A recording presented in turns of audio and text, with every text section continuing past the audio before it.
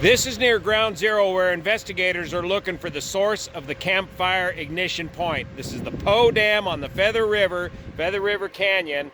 There's a small set of power lines that run from this facility on up and connect to the 115,000 volt transmission line, the Caribou, sorry for the wind here, the Caribou Palermo transmission line up above.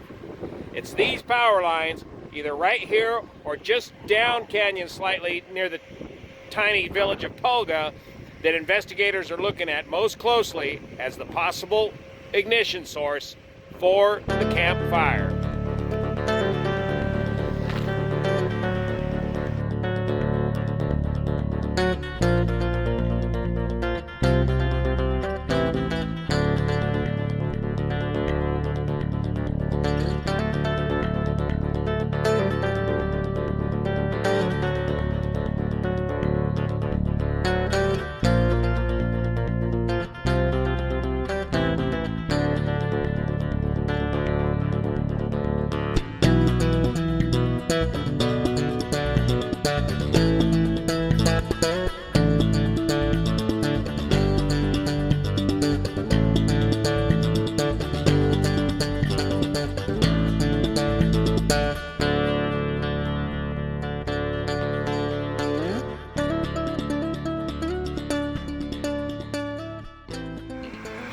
The Feather River Canyon has long been electrified. Over 10 hydroelectric power plants are located along this Feather River Canyon.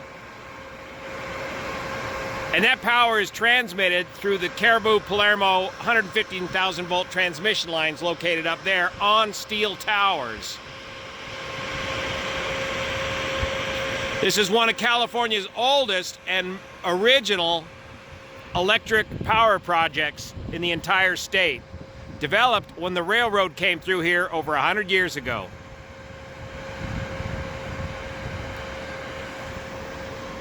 Now, in recent history, I think around 2012 or so, 5 of these steel towers were knocked over in a snowstorm and replaced 5 or 6 years ago. So investigators are looking at the condition of these towers in an effort to find out what exactly was the source of this fire. Investigators are now focusing on possible corrosion on the cross beam members of the older remaining towers that did not get replaced during the snowstorm of 2012.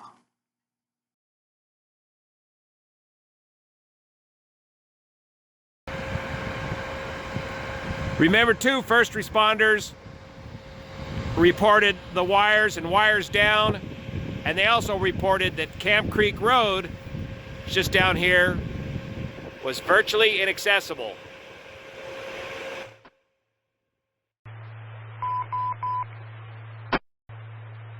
Turbo gas vegetation under the high tension power lines across from Poe Dam.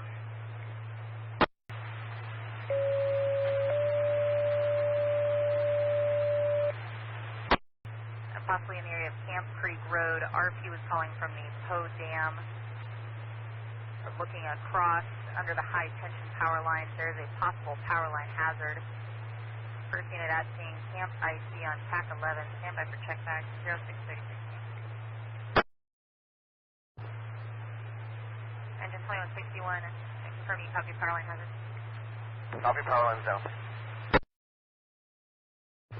Engine 2176, confirm you copy power line hazard.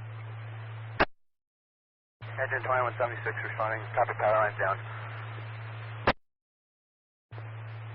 Engine 2186. Engine 2186, copy, power lines down.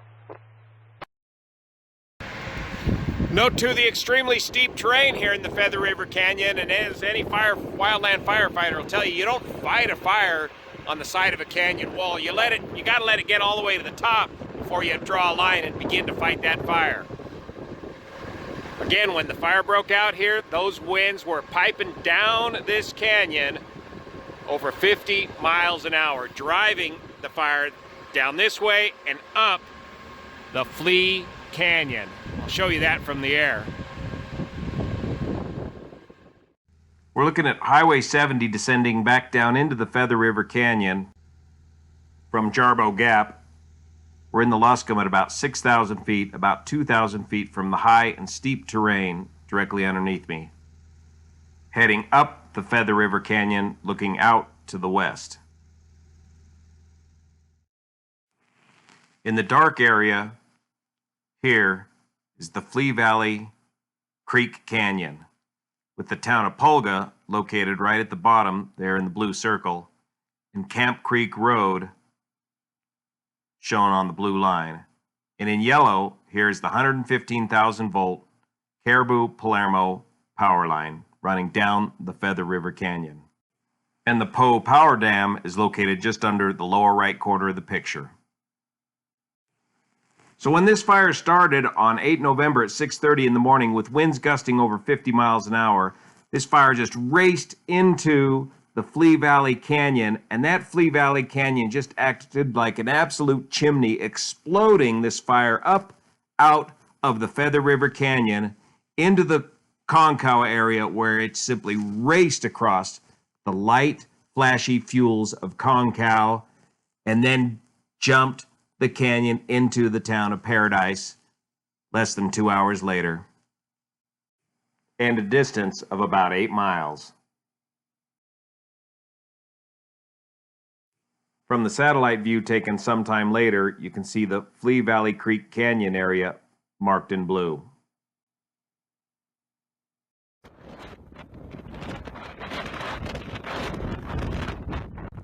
This combination of factors created a wind-driven event that nobody or nothing could stop.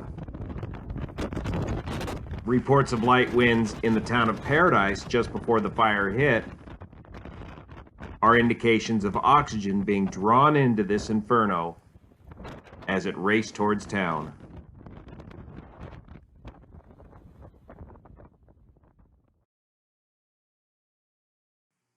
PG&E has been warning us all fire season long that they would preemptively shut down power as necessary in specific geographic locations to avoid wildfire ignition hazards. This is a new PG&E policy and is fallout from last year's Northern California wildfires that were started by PG&E power lines failing during high wind events. The basic wind thresholds PG&E set before shutting off power are sustained winds of 25 miles an hour and or gusts of 45 miles an hour. Here's the Jarbo Gap weather station showing winds at the time that this fire started, averaging 18 miles an hour and gusting to 40 miles an hour. Jarbo Gap is located here on Highway 70 at the top of the ridge before descending down back into the Feather River Canyon. November 7th, the day before the fire, winds started out relatively calm, but there was a red flag warning in effect and a forecast for high winds, which finally kicked in here at Jarbo Gap beginning around 7 p.m. in the evening and blew through the night, with winds meeting and exceeding the PG&E minimum threshold limits. Ironically, late in the afternoon of 8 November, after Paradise, Concow, and much of Magalia had burned down, PG&E released the following tweet.